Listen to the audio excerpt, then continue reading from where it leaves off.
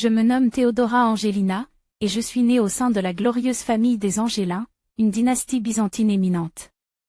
Fille de Jean Douka, un neveu de l'empereur byzantin, mon enfance fut baignée dans les splendeurs et les intrigues de Constantinople, capitale resplendissante d'un empire qui portait alors la croix et l'épée.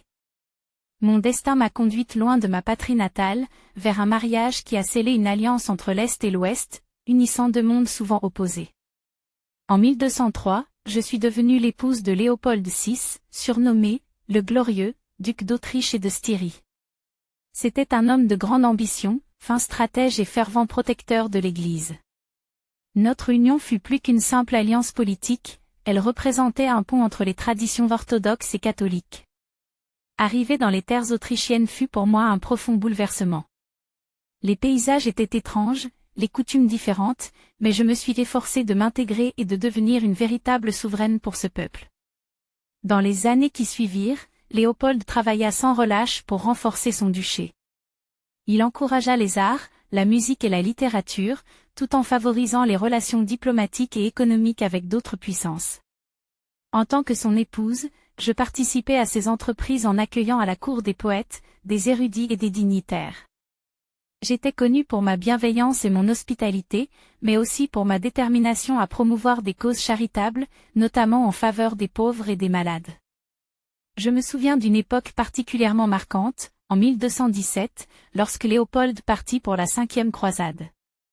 Il était fermement déterminé à jouer un rôle majeur dans cette entreprise sacrée, convaincu que c'était la volonté divine. Pendant son absence, j'assumais la responsabilité de maintenir la stabilité au sein du duché, veillant à ce que le pouvoir demeure ferme et éclairé.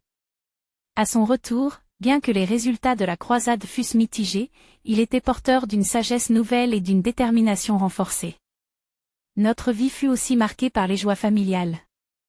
Ensemble, nous avons eu plusieurs enfants, dont certains ont joué un rôle important dans l'histoire européenne.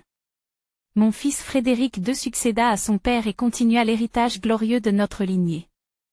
Je trouvais dans mes enfants une source constante d'inspiration et d'espoir, espérant qu'ils porteraient les valeurs que nous leur avions transmises. Cependant, tout ne fut pas toujours paisible. Les tensions politiques et religieuses étaient omniprésentes, et les épreuves ne manquèrent pas. J'ai parfois ressenti la douleur de l'éloignement de ma patrie byzantine et le poids des attentes qui pesaient sur mes épaules. Mais je me suis toujours efforcée d'être à la hauteur du rôle qui m'était confié, forte de ma foi et de mon désir de servir un dessein plus grand que ma propre personne. En 1230, lorsque Léopold s'éteignit, ce fut pour moi une perte immense. Je trouvais cependant du réconfort dans le fait qu'il avait laissé derrière lui un duché prospère et respecté. Quant à moi, je demeurais convaincue que ma vie, bien que marquée par des défis, avait contribué à l'écriture de cette vaste page d'histoire où l'Est et l'Ouest s'étaient rencontrés.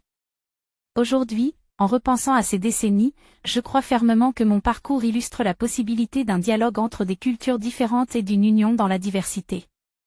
Car n'est-ce pas là l'essence même de la grandeur, bâtir des ponts où d'autres ne voient que des fossés ?